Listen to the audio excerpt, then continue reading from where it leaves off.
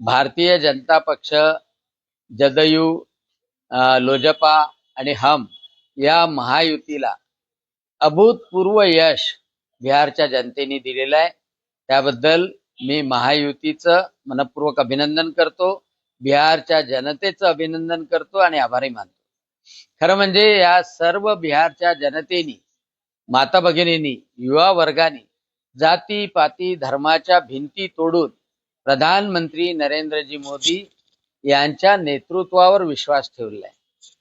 नितीश कुमार यांचं मागचं 5 वर्षाचं नितीश कुमार भारतीय जनता पक्षाचं सरकार होतं, त्यावर विश्वास दाखवलाय आणि पुन्हा एक वेळा निक्षून काँग्रेसला, राजदला सांगितलंय की आम्हाला भ्रष्टाचार नको, आम्हाला जंगल राज नको, आम्हाला गुंडागर्दी नको, आम्हाला लठमारी नको, आम्हाला पाहिजे महिलांचं संरक्षण करणारं, युवकांना रोजगार देणारं, बिहारला समोर नेणारं प्रधानमंत्री नरेंद्रजी मोदी यांच्या विचाराचं सरकार, भारतीय जनता पक्षाच्या विचाराचं सरकार.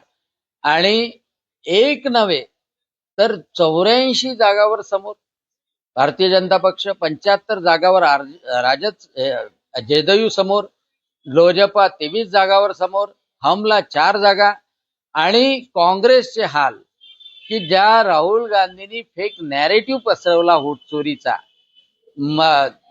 मतदारांना संभ्रमित करण्याचा प्रयत्न केला, त्यांना अक्षरशः लाथाडलं या शब्दातच म्हणावं लागेल. त्यांना झिडकारलं, नाकारलं. तेजस्वी यादवला सुद्धा नाकारलं. काँग्रेसला तर अपक्षापेक्षा कमी जागा मिळाल्या. आणि त्यामुळं लोकांशी संपर्क कधी न ठेवणारे हे लोक यासाठीच पात्र आहे.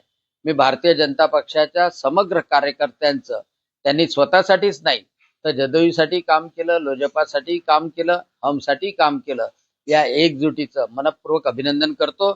आणि हेच यश आम्हाला महाराष्ट्रात स्थानिक स्वराज्य संस्थेमध्ये सुद्धा मोठं बळ देईल. मुंबईमध्ये सुद्धा भाजपा येईल, सर्व नगरपालिकेवर भारतीय जनता पक्षाचा झेंडा फडकेल आणि ग्रामीण भागामध्ये सुद्धा मुख्यमंत्री देवेंद्र फडणवीस यांच्या नेतृत्वामध्ये भारतीय जनता पक्षाचं सरकार बसेल.